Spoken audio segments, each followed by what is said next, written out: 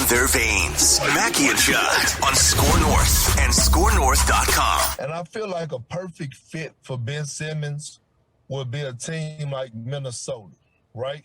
The Timberwolves, where he could surround himself with young talent like Anthony Edwards, a stretch big like Karl Anthony Towns, right, that loves to stretch the floor, pick and pop big, where Ben Simmons could be the facilitator, dribble handoff guy, being a live threat at the basket, those type of things. I feel like that Ben Simmons is a guy that needs to be on a team where he doesn't have outside distractions.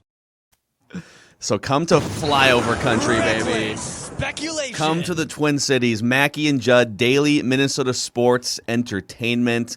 Bobby Marks from ESPN, he is a front office insider. He's just going to start the show with us here. We'll eventually get into Rom-Com Rewind and a bunch of things. But, Bobby, we've been talking about Ben Simmons for months here, just sort of, you know, we've had our, you know, I know you go on Doogie's podcast on the SKOR North Network here, and so it's been a topic, and we've been doing some digging on it, and so we know that it's been a conversation they've been having, but now that, like, the sports books are putting odds on teams, and the Wolves are up near the top, it's becoming more of an actual real possibility here. So, A, thank you for coming on the show, and B, what are your thoughts on this notion of Ben Simmons potentially being traded to the Timberwolves and the feasibility of it?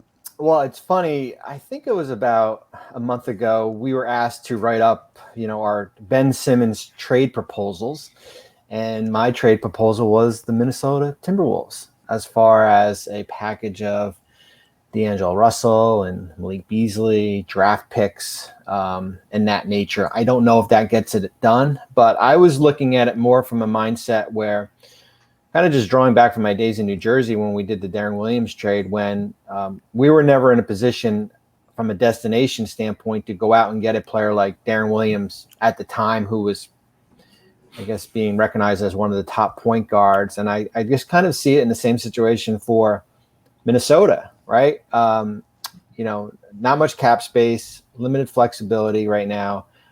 When a guy like Ben Simmons comes available, you know, you're going to have to ante up, but you dip your toe in the deep end to see if what it will cost you to get. So that's, I agree with Perk. I think, you know, him with Karl and Anthony, you know, would probably be a really good situation. The hard part now is, like, what's the cost, right? Like, are you comfortable giving up multiple unprotected lottery picks in a Western Conference where that could be, you know, the third pick in the draft or the first pick in the draft, or maybe you put a little bit of protection on there.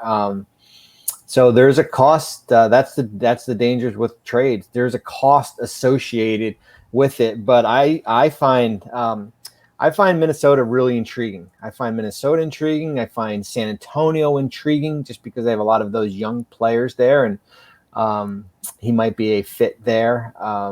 So yeah, I mean, I think it's certainly something that we follow, and we're still a little less than a month away from training camp, and we'll see if Ben Simmons reports or if he's traded by then. So to take us through from your perspective, Bobby, what do you think the Sixers are up against as well? Because it seems when situations like this drag on, and then, you know, there's the point, and this has happened in the last couple of weeks now, where it comes out that the player definitely wants out and doesn't want to go back there. I would think from an executive perspective that you lose a little bit of the leverage that you previously had. So just take us through what the Sixers are going through here, and when you think this thing needs to finally be consummated for a trade to make this as salvageable for both sides as possible. Yeah, I mean, I think there's two ways you can look at it. I think you can look at it, is it a disruption or is it an inconvenience? A disruption is what you guys went through in 2018 with Jimmy, right? That was a major disruption. That was an earthquake, Bobby. Yeah, that was a win that came in, and, you know, and you get off to a really slow start. You know, Jimmy gets traded, Tibbs gets fired. You all know the history there. I mean, a disruption is what Houston went through last year with James Harden. You know, basically violating the COVID protocols. You know, out for a week, you know, doesn't show up until a week into training camp. I don't know if Ben Simmons not reporting to Philadelphia is a disruption based on the talent they have there already. When you have Joel Embiid, an MVP type player, Tobias Harris, Tybal, Maxey, Doc Rivers, there's a sense of security there. So I don't know if the Sixers feel the pressure that we need to get something done by September 28th, or this is going to be a major disruption around here. There's going to be adversity. I don't think that's the sense.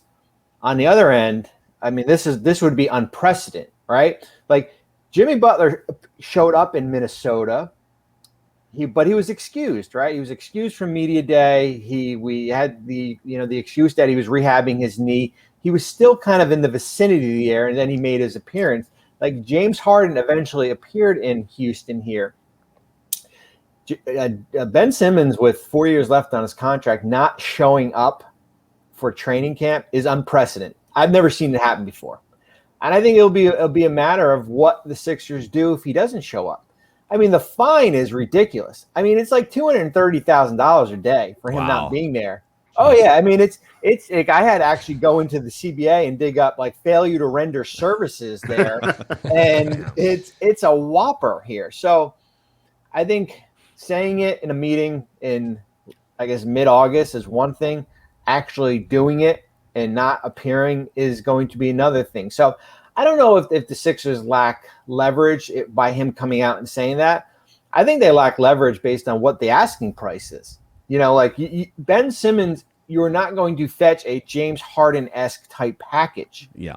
You're probably going to fetch a Drew Holiday type package, right? Where you're sending back multiple players, certainly to make the money work. You're sending probably back multiple draft picks, maybe a pick swap to get him in a deal. I think the DAngelo Russell part to this is probably the most pivotal because, from the Wolves' perspective, the holy grail for them would be if they can keep Cat, Ant, and DAngelo Russell. They like that trio. Keep those guys. They're all really good three-point shooters, and so it just takes less pressure off Ben Simmons to have to shoot. Like, that's what I think they would love to do, a deal somehow, not giving up DAngelo Russell or obviously Cat and Ant.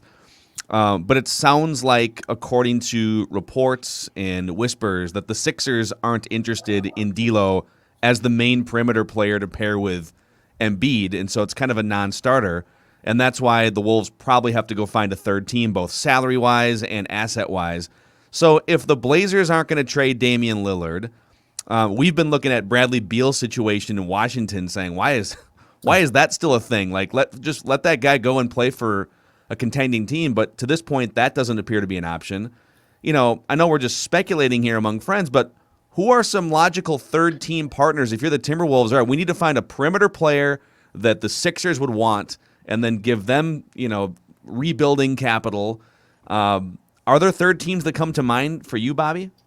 Well, you almost have to rewind to 2019 when DAngelo was a free agent, right? And kind of go back to figuring out who were those teams that were interested in him to sign him to an offer sheet when he was still in Brooklyn. One of those teams was the team he's playing for, certainly was with Minnesota, and we can basically rule out Golden State because, as far as what they've done with their roster here. He's got 2 years, $60 million. A good thing there's no player options there. So it's it's a straight contract. On the other end, where DAngelo is now probably isn't where he was in 2019, just based on his body of work, right? I mean, I think he's played between 85 and 100 games over the last two seasons, just with the injuries. And whenever you are trying to acquire a All-NBA, All-Star level player, you're right, it does take a third team. We saw it last year when Harden was traded, that Houston didn't want Karis LeVert or Jared Allen, that then all of a sudden Indiana becomes involved, and then all of a sudden Cleveland becomes involved here in the deal, and they wanted Victor Oladipo instead here. Yeah, the Holy Grail is not basically saying like, take whatever you want on our roster except for the Towns, Russell, and Edwards. I don't know. I just don't see Beasley and Jaden McDaniels. Don't touch Jaden McDaniels either. I just even if Gerson said, you know what, we'll give you 4 unprotected ones and pick swaps in 3 years, and you can have, you can have Prince and Beverley and whatever to make the money work. I just don't see Philadelphia doing it because their timeline is to win a championship, right? You just signed Joel Embiid to a supermax contract. What does draft picks do for them unless there is a Lillard trade down the road that you can flip those draft picks for? That's the hard part. And then it's finding a third team becomes a challenge because like deals like this don't happen rarely during training camp, right? Like usually teams like to see, I always say everybody's in the honeymoon period here. Everybody loves the roster until preseason starts and the regular season, and you're 5-10, and then all of a sudden you're like, well, wait a minute, we've got to, this is not what we signed up for here, and deals of this magnitude just don't come about right now. If Ben comes here, how much does your perception of this team change from what you think right now with the current construction of the roster to, let's say Beasley's gone, D'Lo's gone. How much does your opinion of the Wolves change, and how much more improved do you think that they become immediately because of that? Yeah, I mean, they become different. I mean, I think they're from an identity standpoint, it's probably a little bit more defensive minded. That's probably what you're going to have to hang your hat on, just because you're now acquiring a player who's all NBA defense 2 years in a row. Now you're this is your foundation with Carl and certainly with Anthony. And now it's like, what's left, right? Like what is left of this, of the roster? You still have, you probably still have Beverley, and you probably still have Taurean Prince here. So you do have some bench pieces. Probably the likelihood is that you get Jared Vanderbilt back eventually before camp, somewhere in the near future here. So, but there's still some heavy lifting to do. I mean, there's some, just to, as far as, your goal is to try to be one of these play-in teams, right? And when you make a deal of this magnitude, man, it's not to be buried in that 13 to 15 hole for the foreseeable future here. So I think they get better, but I just think the identity of the team probably, shifts a little bit. Yeah. Hey, you mentioned Pat Beverley. So that kind of came out of nowhere. I don't think he was on anyone's radar here. And I remember the reaction when he shoved Chris Paul in the back at the end of that playoff series. And even I was thinking, oh, my God, like this clown, right? This is just another classic.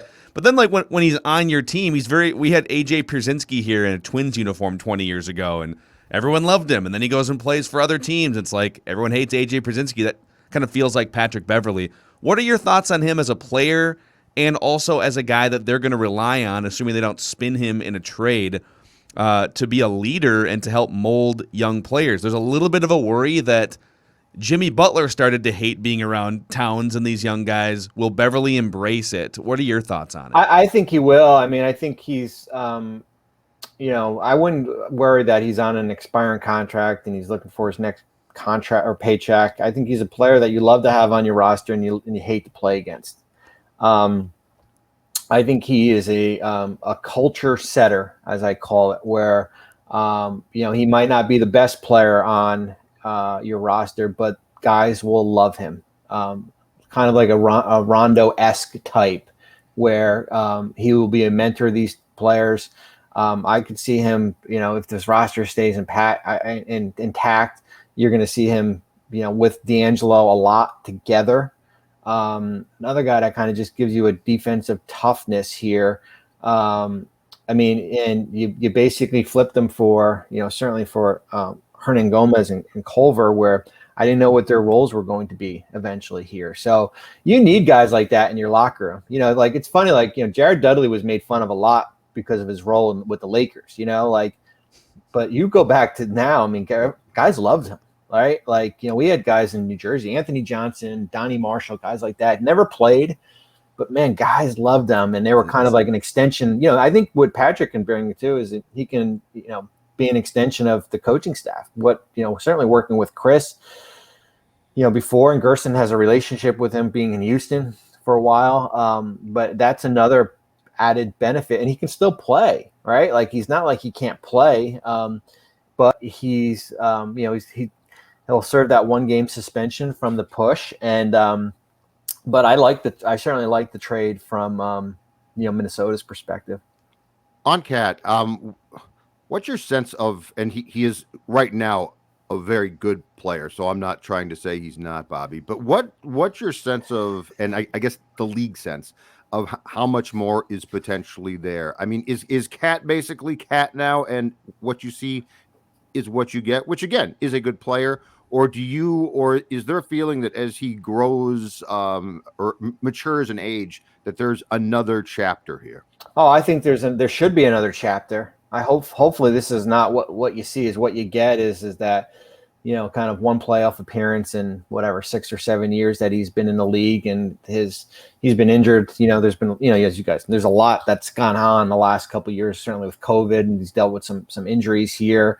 I don't think the book of his upside has been written quite yet. I'm going through my season preview where I kind of write up for teams just for my own notes, and I was like, I want a full body of work of these guys, man. Like, I want a full body of DAngelo and Carl together and Anthony. I want to see what this group looks like. I don't want to be reading that Karl Anthony Towns is out 3 weeks with a thumb injury, right? Like, then it's hard to then what happens is, and you guys know, like, all of a sudden next year, Karl Anthony Towns got 2 years left on his contract. And then we hear the whispers. And then now Minnesota is going to be the epicenter of guys who maybe want out or want a different change and all that here. So I still think there is a ton left to him as far as from at least from an upside standpoint. I'll tell you, we saw a TikTok video from Anthony Edwards' trainer where he hit like 6 consecutive from the half-court logo 3-pointers and turned around and didn't even look at the last one. That may have been a top 10 moment in Timberwolves history. We're very excited. Well, he's huge. I mean, the development from your rookies from one year to another, and I think he'll learn. When you go through it, last year was abbreviated 72-game season. Like, it's like going through the batting order. Like, if you're a hitter with facing really good pitching, like there should be no sophomore wall that he is going to run into. I don't even know if that exists, but as far as we should see, a better version of Anthony Edwards this year, certainly defensively, certainly offensively. I think he kind of will know when to kind of pick his moments where he doesn't have to put up 25 to 30 shots. But I mean, for this team to be in the conversation as one of these playoff teams, playing type teams, I mean, he's going to have to produce at a high level. Bobby Marks, ESPN front office insider, 20 years in NBA front offices. We appreciate your insight. We always love tapping your brain, and we'll probably talk sometime once the season starts, man. I appreciate it. Thanks, guys. Thanks for having me on. All right. Good stuff there. I think it's fun to get other perspectives. Reckless speculation. Right. It's fun to get other perspectives, too, on just this whole Ben Simmons thing and how realistic it could be. Because I think for a long time it was, well, this is all just wishful thinking for the Timberwolves, right? Or some people saying, why would you want a guy that doesn't even shoot in the fourth quarter? But Ben Simmons is one of the best perimeter defenders. He's one of the best passers. He's one of the best get up and down in transition players. And he's one of the best scorers inside of 8 to 10 feet. I mean, I'm not going to compare him to Shaq because it's totally different, but nobody cared that Shaq couldn't shoot. If you can score a bunch of points from inside and do a bunch of other things and add value, then I don't care if you can make a three, especially if your teammates all shoot threes. Karl Anthony Towns is one of the best three-point shooters in the NBA. So the more I think about this, the more you hear from Bobby Marks, the more realistic it sounds that the Wolves could be the favorite to land Ben Simmons, and B, the more I love the fit with the key Wolves players that are on this roster. So. And the most important thing is he's going to be traded, and the Wolves are involved, and that makes it a lot of fun.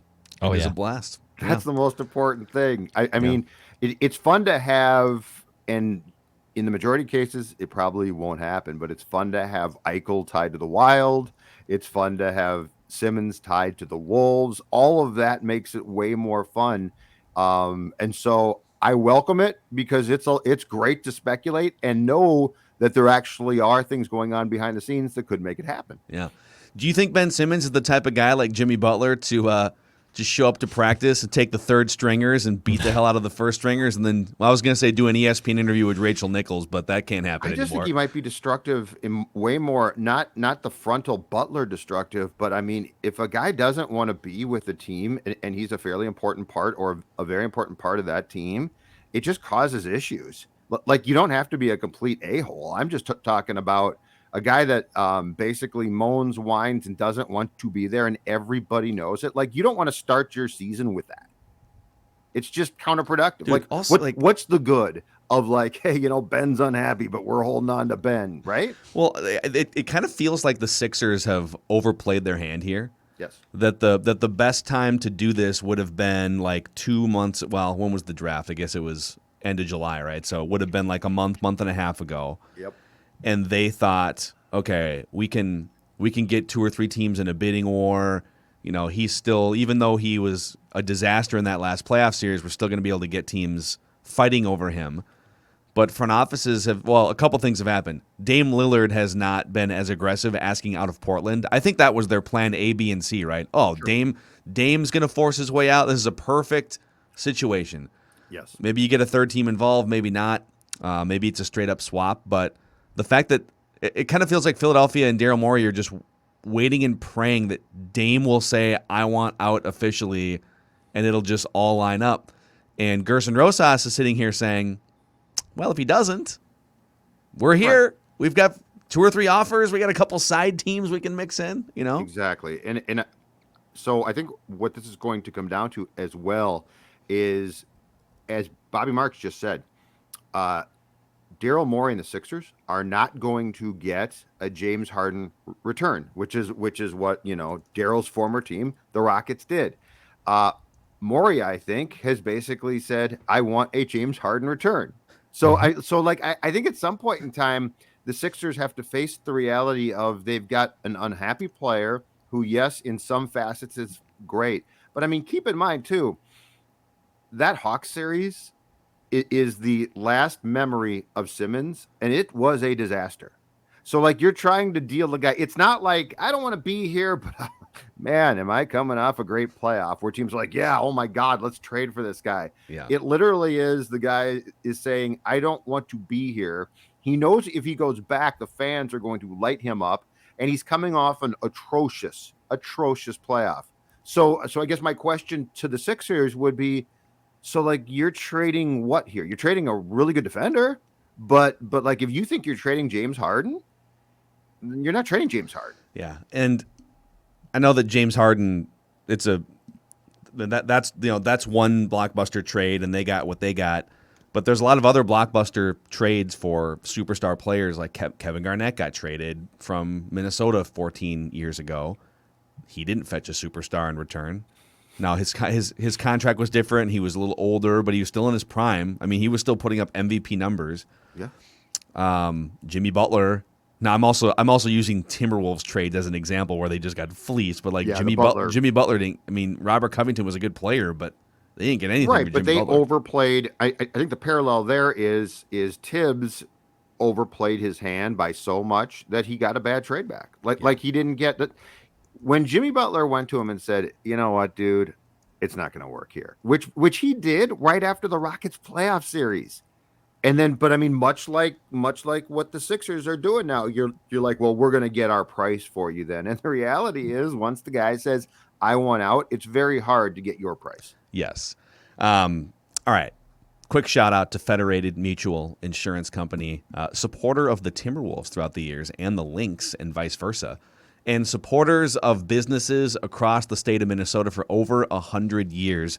They specialize in risk management. They specialize in keeping employees protected and also healthy, especially during these unprecedented times, if you will. So find out about how Federated can help you sleep better at night if you're a business owner, help keep your employees and your company safe and away from risks. And you can do all of that at federatedinsurance.com. Remember, at Federated, it's our business to protect yours. Thanks to Bobby Marks, again, ESPN NBA insider, for hanging out with us here on Mackey and Judd today.